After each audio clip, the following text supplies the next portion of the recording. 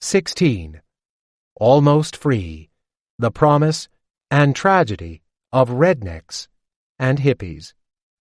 White people may have lost their rhythm during the 20th century, but they didn't lose all of their renegade nature. During the 1960s and 1970s, millions of ordinary white Americans refused to be good citizens, for at least a time. But more often than not, they returned to the values of the Puritans and the Founding Fathers. There were plenty of white people during the 1960s who acted like renegades. Most famous among these were the hippies and anti-war protesters.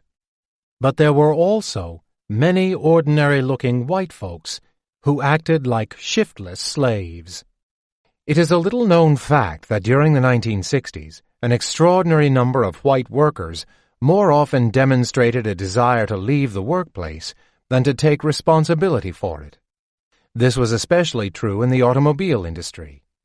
In the 1950s, a rank-and-file movement within the United Automobile Workers Union for early retirement forced the union's reluctant leadership to register 30 and out, with a full pension as a union demand.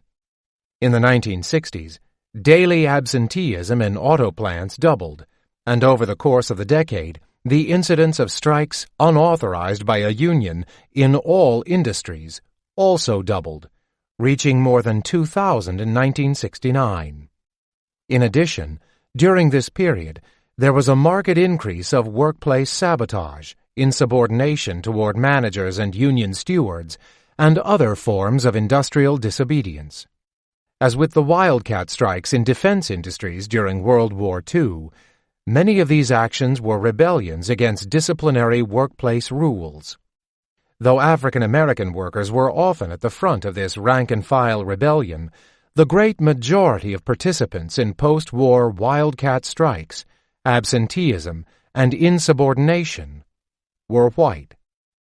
There was perhaps no greater demonstration of white resistance to economic citizenship than the tax revolt of the late 1970s, which began in California in 1978, with the resounding victory of Proposition 13, a referendum that dramatically reduced property taxes. A massive anti-tax movement subsequently spread across the country, and by 1980, 38 states had moved to reduce taxes. This was largely a movement of the working-class whites who, following the post-war economic boom, had for the first time attained a level of prosperity that made home ownership realizable. It was also a clear renunciation of the notion promulgated by New Deal liberals that ordinary Americans should surrender their material achievements and the pleasure they brought to the interests of the nation. Yet, while white American workers overwhelmingly rejected the responsibilities of economic citizenship during this period, many celebrated their Americanism. To gauge the depth of white working-class cultural identification with the nation-state, one need not look any further than popular reactions to American military ventures since Pearl Harbor. Even during the Vietnam War, hostility toward the anti-war movement was most intense in white working-class quarters. The largest pro-war demonstrations were led by predominantly white trade unions, and in the spring of 1970, white construction workers in New York, St. Louis, and Tempe, Arizona, violently attacked anti-war protesters. The rise of country music as a leading working-class cultural form amply demonstrated this commitment to the flag. During World War II, country music emerged as both a popular and patriotic cultural form. By the end of the war, at least 65 recording companies were putting out country records, and the popularity of country music continued to grow after the war, spreading well beyond its traditional roots in the South. In 1947, Billboard magazine noted that country stars were enormous box office draws across the country, and that Pennsylvania, Ohio, and Michigan were among the largest markets for music. Many country songs during World War II contained patriotic themes, including Roy Acuff's Cowards Over Pearl Harbor, Bob Willis's Stars and Stripes on Iwo Jima, and White Cross on Okinawa, and Carson Robison's bluntly titled, "We're Gonna Have to Slap the Dirty Little Jap, and Uncle Sam's the Guy Who Can Do It." One of the most popular songs of any genre during the war was "There's a Star-Spangled Banner Waving Somewhere," recorded by the hillbilly singer Elton Britt, which tells the story of a crippled mountain boy who pleads with Uncle Sam to let him fight. "God gave me the right to be a free American," Britt sang, "and for that precious right I'd gladly die." In 1942, Billboard noted the pronounced patriotism in country music. The popularity of fighting country tunes in the music boxes calls attention to the fact that country music, far more than the pop field, has come through with war tunes of the type asked for by government officials. The output has continued, doing a fine morale job. Country musicians' commitment to the nation continued into the Cold War, with such stridently anti-communist songs as Harry Choate's "Korea, Here We Come," Jimmy Osborne's "Thank God for Victory in Korea," Jimmy Dickens's "They Locked God Outside the Iron Curtain," and Elton Britt's "The Red We Want Is the Red We've Got," in that old red, white, and blue. Hank Williams said, "No, no, Joe," to Stalin. And in Advice to Joe, Roy Acuff warned the Soviet dictator of the day when Moscow lies in ashes. In the 1960s, despite the rise of the counterculture, country music continued to be the music of much of the white working class. The number of radio stations with an all-country format grew from 81 in 1961 to 328 in 1966, and by then the popularity of the music was clearly no longer just a country phenomenon. According to a market research study, by the mid-1960s, the typical country listener was a skilled or semi-skilled worker living in or near a metropolitan area. The content of country music became even more militantly patriotic during the Vietnam War, when country musicians led the attack against the anti-war movement. Scores of songs not only denounced the hippies and doubters who would rather go to prison than heed their country's call, but often threatened violence against them. Merle Haggard warned that anti-war protesters were walking on the fighting side of me. In Pat Boone's "Wish You Were Here, Buddy," the soldier narrator promises his draft-dodging friend that, at the end of the war, "I'll put away my rifle and uniform, and I'll come a-lookin' for you." And Victor Lundberg vowed in his open letter to my teenage son to disown his offspring if he were to burn his draft card. Country music and the masses of white Americans who consumed it demonstrated other commitments to cultural citizenship as well. The nuclear, heterosexual family, the bedrock of the American nation, was honored and defended in country songs, especially songs sung and written by women. Tammy Wynette's "Stand By Your Man," the best-selling country record ever recorded by a woman, and "Don't Liberate Me, Love Me," became anthems of the pro-family backlash against the women's movement. The other major women country stars of the period, Loretta Lynn and Dolly Parton, expressed more assertiveness in their songs than did Wynette, but consistently upheld the virtues of the devoted, self-sacrificing housewife against those who march for women's lib. Songs performed by women country singers of the 1960s and 1970s that promoted motherhood, chastity, monogamy, and child-rearing outsold country songs about women expressing their sexuality, cheating on their mates, dancing at honky-tonks, or drinking. Several scholars have noted that in country lyrics, even in the outlaw country movement that projected images of wayward, hard-drinking, womanizing cowboys, satisfactory male-female relations are equated with good marriage. On the great American work ethic, post-war country music expressed a deep and painful ambivalence.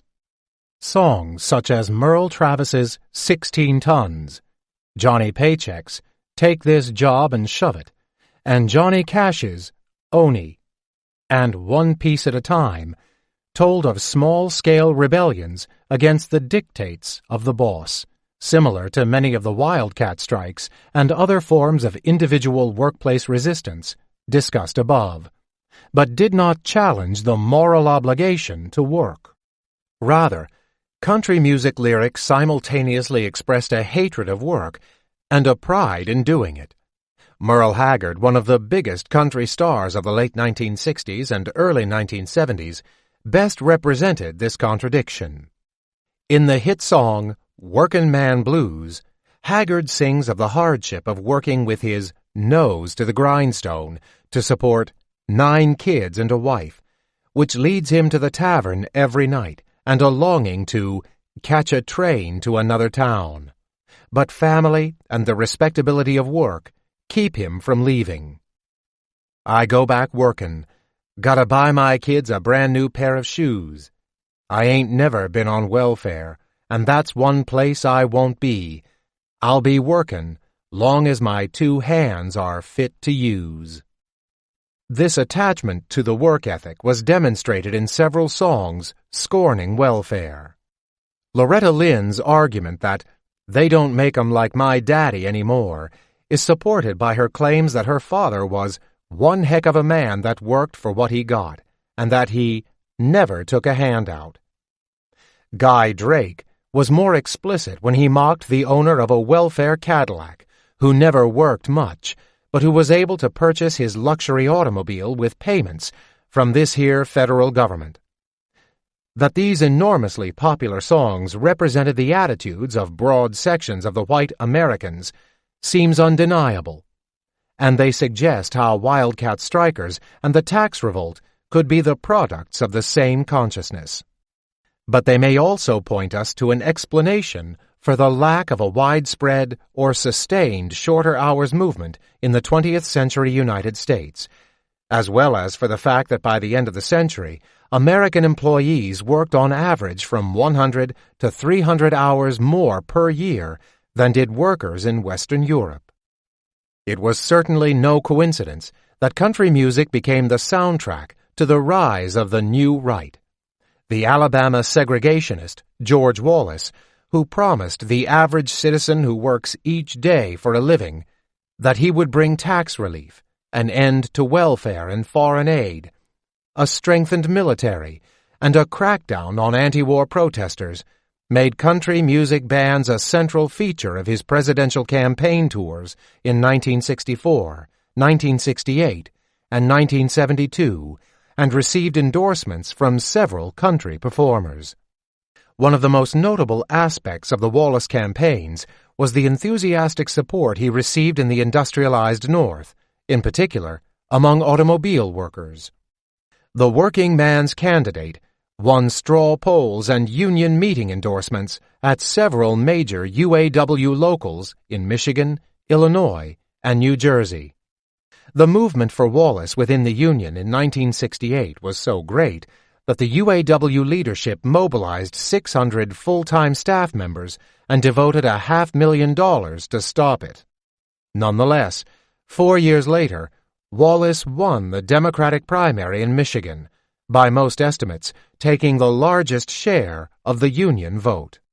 Many of Wallace's working-class supporters were moved by his implicit attacks on African Americans in his references to welfare cheaters, crime, and busing, just as many country fans no doubt attached black faces to the loafers and urban predators mentioned in their favorite songs. But Wallace's explicit attacks were always directed at the white elite, bureaucrats and theoreticians who, like the New Deal liberals who had dominated American political culture since the 1930s, imposed their grand schemes of social management on the hard workers and taxpayers of the country.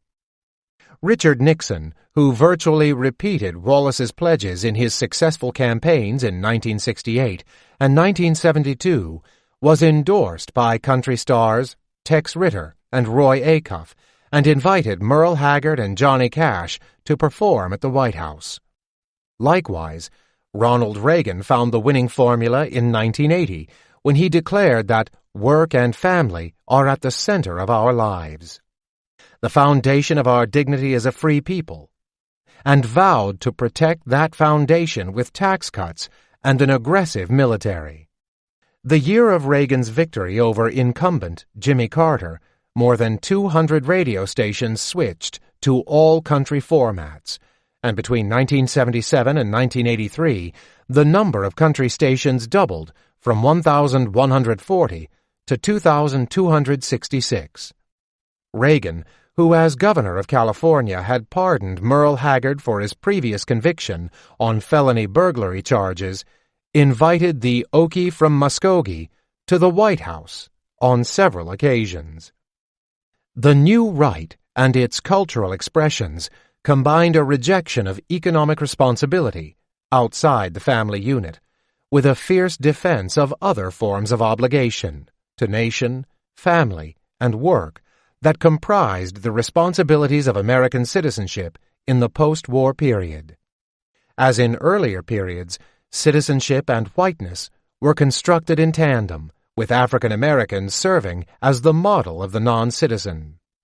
Moreover, this dual investment in Americanness and whiteness was always presented as a self-regulating paternalism.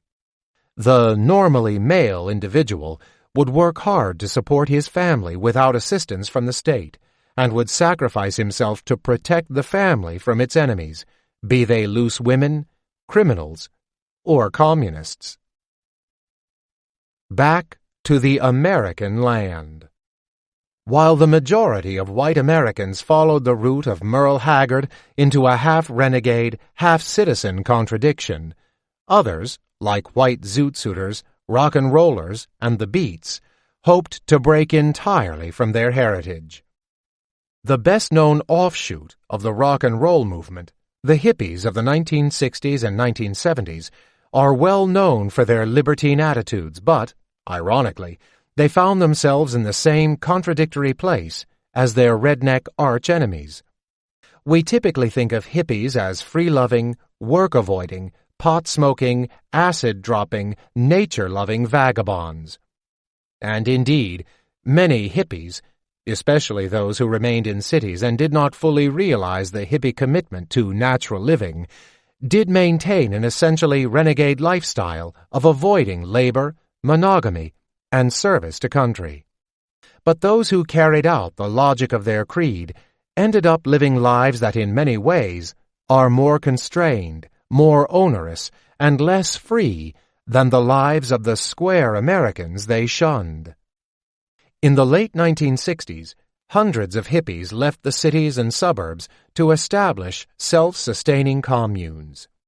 These intentional communities were typically established in remote locations so as to recreate agrarian, pre-industrial society.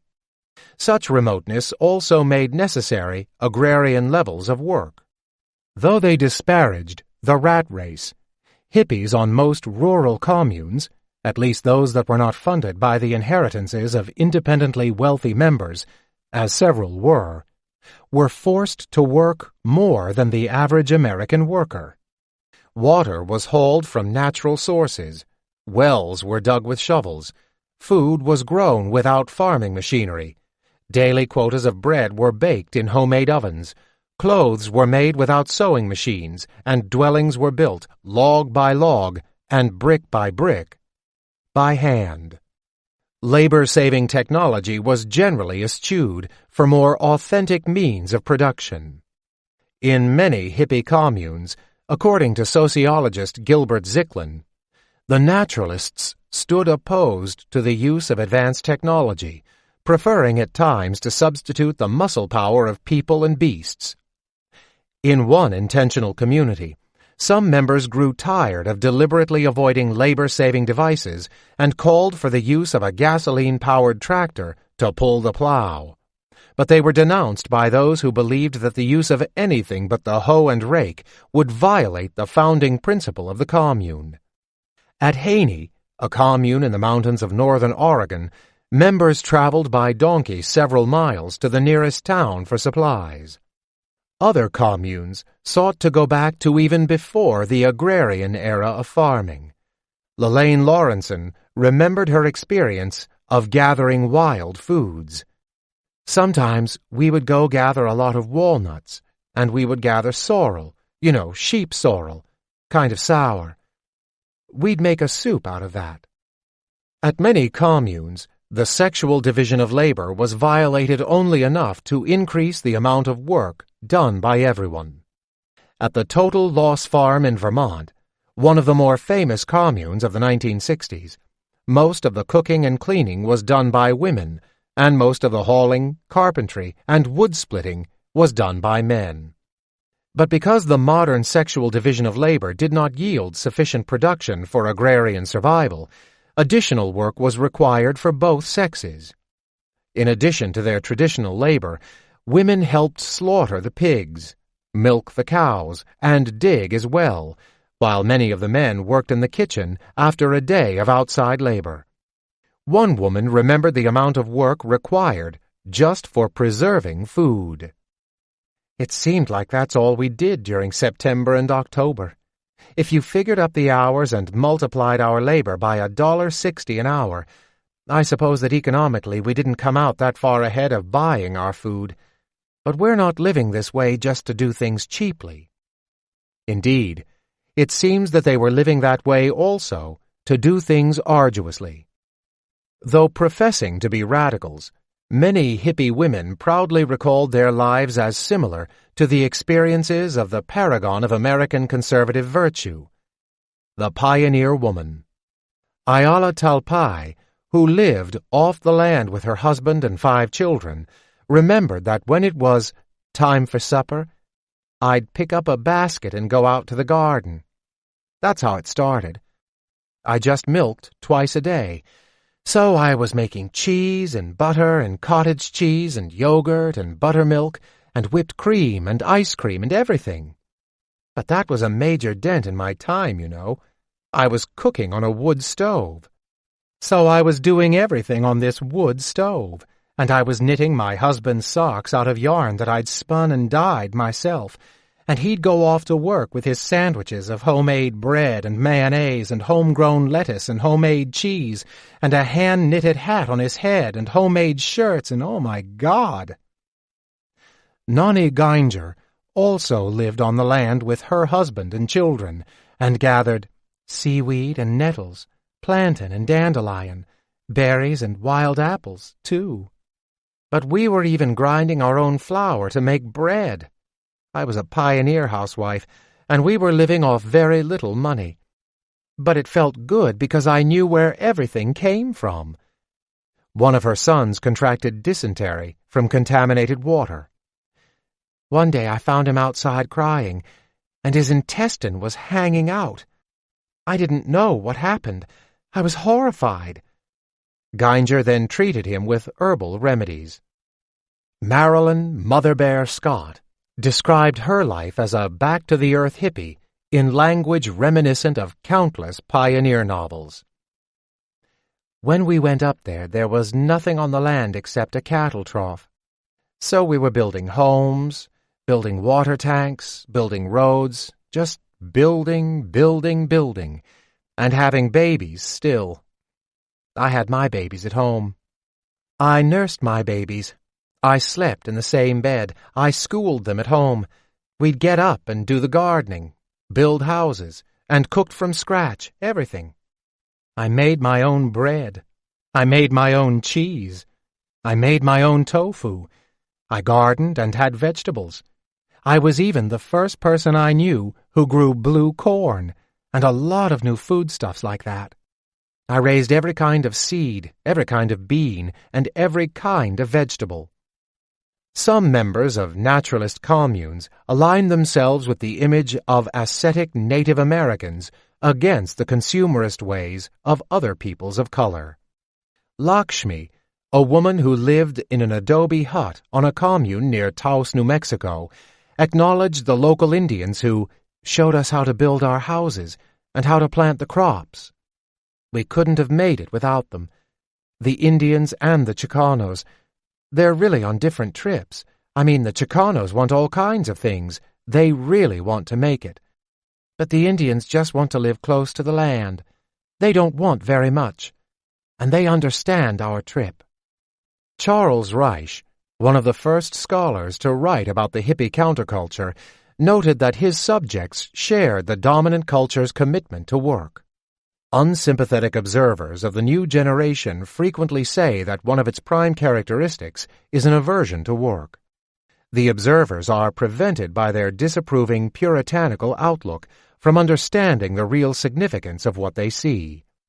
The new generation is not lazy, and it is glad enough to put great effort into any work that is worthwhile, whether it is hours of practice on a musical instrument, or working on a communal farm, or helping to create People's Park in Berkeley. Judson Jerome, who, with his wife, Marty Jerome, founded Downhill Farm in rural Pennsylvania and later became one of the leading scholars of 1960s hippie communes, noted that, in communes, a strong work ethic has been established, but the bias against profit is as rigorous a discipline as the old culture's bias in its favor. Jerome cautioned that the work ethic of the new culture was not to be confused with the Protestant work ethic. Yet he nonetheless defined it, as did the Calvinist settlers of New England. The work ethic of the new culture is one in which work is valued for itself, indeed, becomes a form of leisure. Though some communes expelled members for seeking exclusive possession of love partners, most were made up of essentially monogamous, heterosexual couples. Zicklin. Sexuality in communes, at least in naturalist communes, was often confined to couples who were attempting to make it together into the very indefinite future, rather than practiced promiscuity or en groupe. Virginia Stem Owens, a member of the Moriah commune in New Mexico, remembered that what we desired was innocence, not debauchery.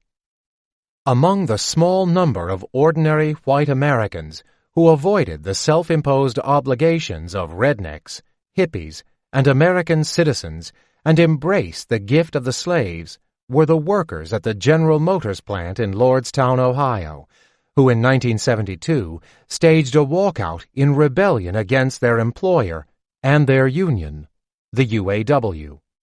The national media noted that the strikers did not resemble the typical white workers of the time. Rather, they wore long hair and shaggy beards, indulged unreservedly in drug and alcohol, opposed the war in Vietnam, and listened to rock every minute they could. Most stunning of all, they unashamedly rejected the work ethic. Many spoke publicly about committing acts of sabotage on the assembly line, spontaneous slowdowns and shutdowns, showing up late to work, or not at all, general goofing off and fucking up any time I can.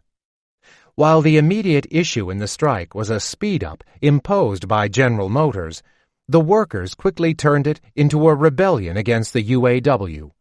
Our union, Miss Goody Two-Shoes, which they accused of being more concerned with maintaining high production standards than with defending the freedom of the members.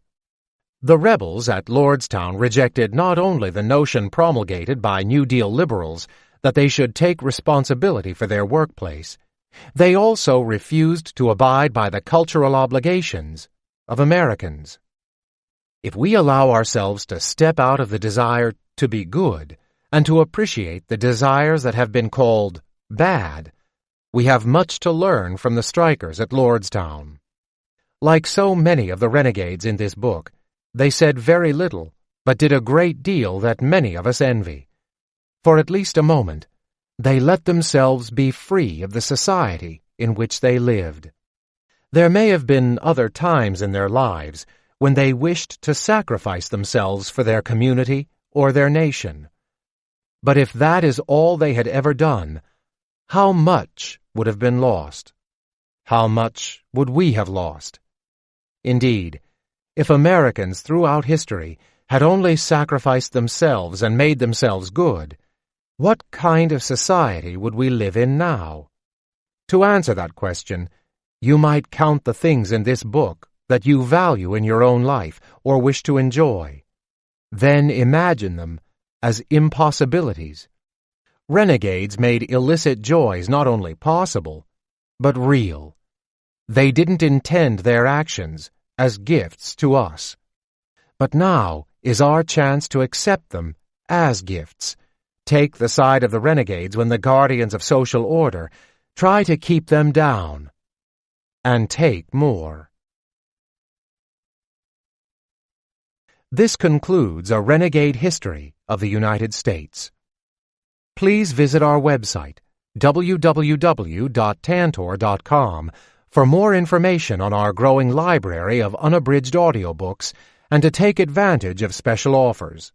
Or call toll-free 877-7-TANTOR to request a catalog.